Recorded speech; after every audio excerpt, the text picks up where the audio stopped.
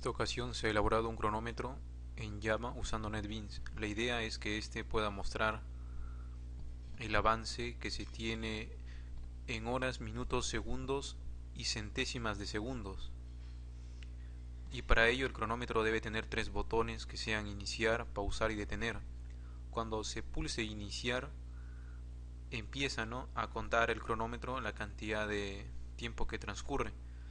Se puede pausar y el tiempo se detendrá, y cuando se pulse nuevamente reanudar, es decir, el primer botón, nuevamente continuará en donde se había quedado. Sin embargo, si se pulsa detener, la cuenta debe empezar en cero nuevamente, de modo que sea posible presionar de nuevo iniciar.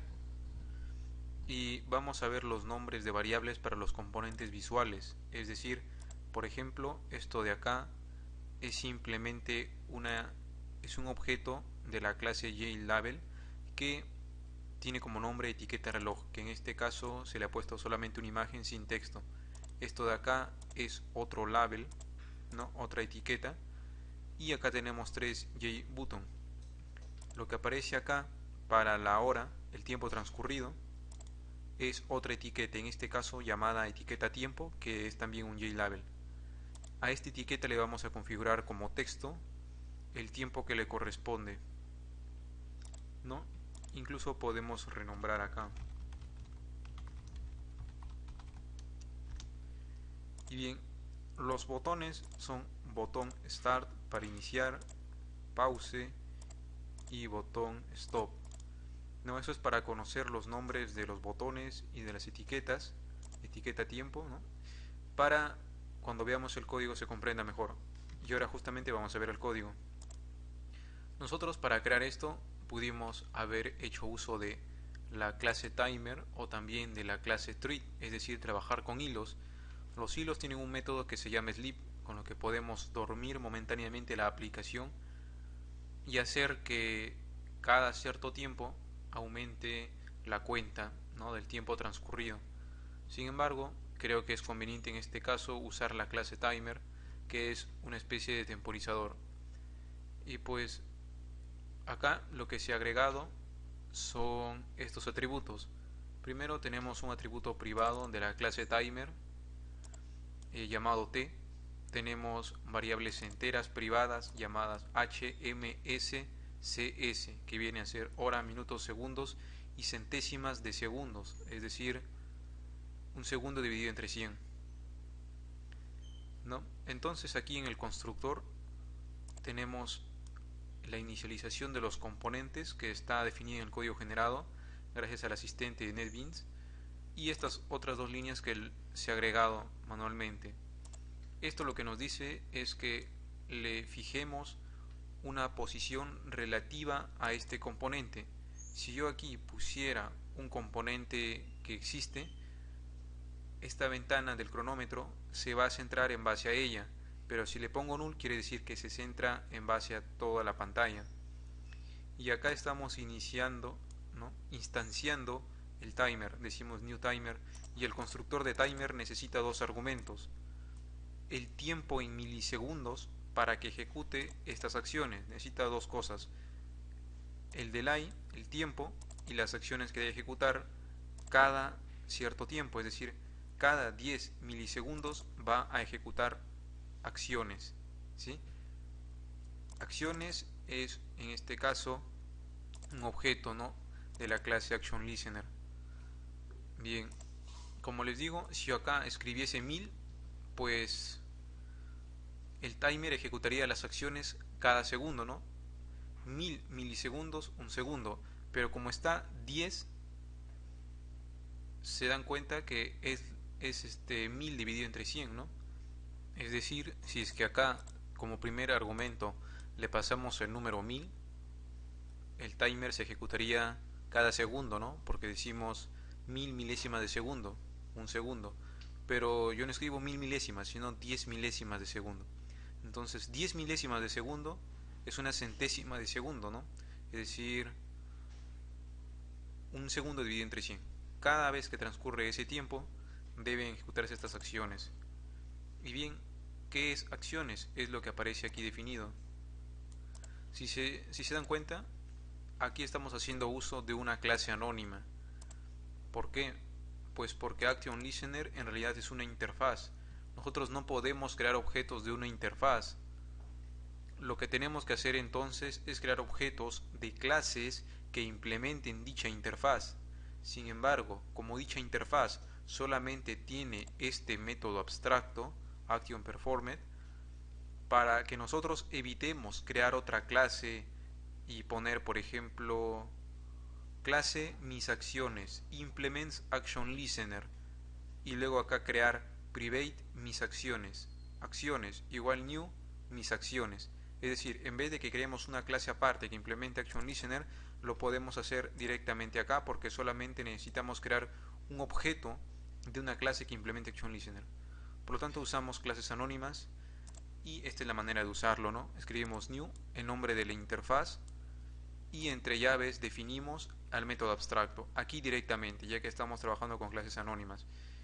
Y lo único que ponemos acá es lo que se va a ejecutar cada centésima de segundo, como habíamos dicho. Es decir, cada vez que transcurre una centésima de segundo, CS aumenta en 1. ¿Sí? Y luego de que CS aumente en 1, porque este es el único que va a aumentar, ¿no? Cada centésima no va a aumentar un segundo, ni un minuto, ni una hora, sino un CS simplemente. Ahora lo que viene siguiendo son condicionales, ¿no? Si CS es igual a 100, es decir, ya cumplí 100 veces centésimas de segundo, entonces CS debe resetearse a 0 y la cantidad de segundos debe aumentar en 1, ¿no? Y así segundos va aumentando, pero si aumenta y se hace 60, en ese caso S debe regresar a 0 y los minutos aumentar en 1. De la misma forma, si los minutos son igual a 60, M debe resetearse y debe aumentar en 1 la hora. ¿Sí? El post-incremento o el pre-incremento no tiene diferencia en este caso, ya que se trata de una simple instrucción para aumentar en una unidad. ¿Sí? Y luego de haber hecho todas estas pequeñas comprobaciones, actualizamos el label, ¿no? Es un método que hemos creado que se llama actualizar label, que lo que hace es asignar el tiempo que corresponde en esta etiqueta donde se muestra el tiempo, llamada etiqueta tiempo, ¿no? Decimos lo siguiente: a etiqueta tiempo le vamos a configurar de texto este string llamado tiempo. El string llamado tiempo tiene este valor. Es extenso porque se han usado varias veces el operador ternario, ¿no? Por ejemplo, esto que está entre paréntesis es una aplicación del operador ternario que nos dice lo siguiente: si h, que es la cantidad de horas, es menor o igual a 9, pues todo esto se va a reemplazar por 0. Si no, se va a reemplazar por una cadena vacía. De esta manera, si h es menor o igual a 9, esto valdrá 0. 0 como cadena, que es concatenado a la hora. Luego le siguen dos puntos, y acá, si los minutos son menor o igual a 9, pondremos un 0 y eso concatenado a los minutos, ¿no? Luego continuamos y hacemos lo mismo con los segundos y las centésimas de segundos, ¿sí? Esto lo único que hace en realidad, así en términos sencillos, es agregar un 0 cuando el valor sea menor a 9, porque si no va a dar la sensación de que este label está aumentando de tamaño o desplazándose de cierta forma, porque acá por ejemplo empezaría 1, 2, 3 hasta el 9 y luego aparecerían dos dígitos para el 10. Entonces es mejor que aparezca 01, 02, 09, 10, ¿no? Y se vea el label de una manera más estática, sin estarse desplazando porque aumenten los dígitos. Y ahora acá tenemos lo que ocurre cuando se presionen los botones, que es algo relativamente sencillo. ¿Por qué? Cuando se presiona el botón de iniciar, este botón de acá, va a ocurrir todo esto. Es decir, vamos a iniciar con el temporizador, con el timer T que declaramos antes. Entonces las centésimas de segundo comienzan a aumentar, ¿no? Todo comienza a funcionar. Pero luego de presionar iniciar, ya no queremos que se pueda volver a presionar porque ya está funcionando ya. Lo único que deben estar activos son los dos botones siguientes. Entonces, al botón Start, ¿no?, que es el de iniciar, le decimos que esté desactivado. Set Enabled nos permite pasarle True para que esté activo y False para que se desactive.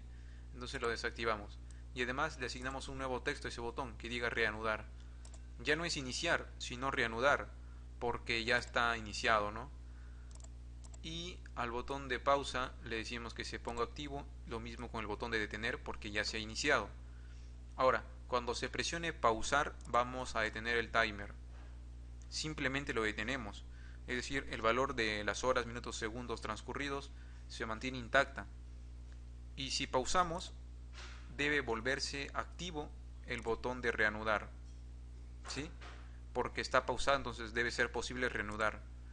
Y el botón de pausa debe desactivarse porque ya está pausado, ¿sí?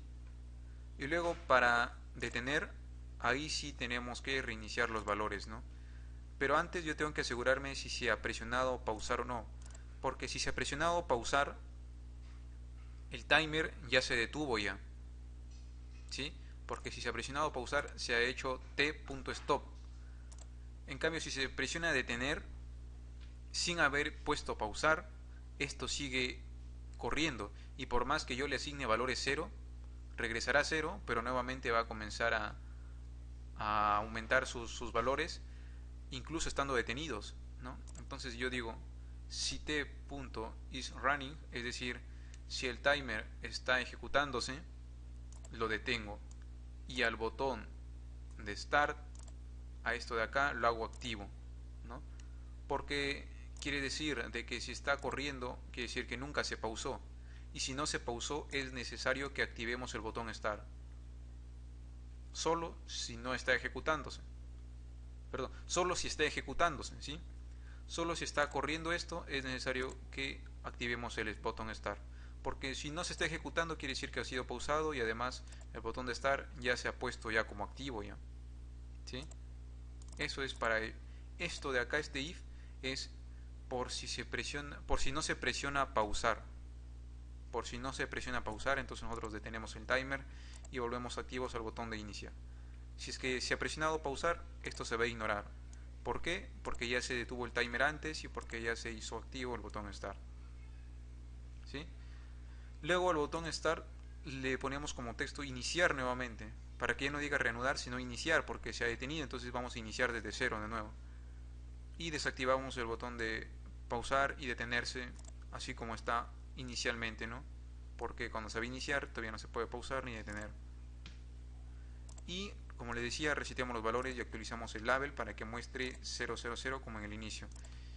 Y eso es todo lo correspondiente a crear un cronómetro. Entonces vamos a ver el funcionamiento de esto. Como ven, aparece centrado en la pantalla gracias a esta línea. Entonces tenemos lo siguiente, ¿no? Presiono iniciar, el tiempo continúa, ¿no?, avanzando. Si yo presiono pausar, se me hace posible presionar el botón reanudar. Como se dan cuenta, ya no dice iniciar, ¿no?, porque lo que voy a hacer en realidad es reanudar, es decir, que continúe. Puedo pausar y reanudar las veces que sea necesario. Puedo pausar y detener. Sin embargo, gracias al if del que les hablaba anteriormente, yo puedo detener directamente sin pausar, ¿no? Eso es la importancia de este if que les decía, ¿sí? Porque si no, yo detengo, los valores se restauran a cero, pero no hay nada que haya detenido esto porque nunca se pausó antes, ¿sí? Y pues esto es lo relacionado. Voy a dejar un enlace de descarga del programa en la descripción del video. No olviden comentar si tienen dudas y suscribirse al canal.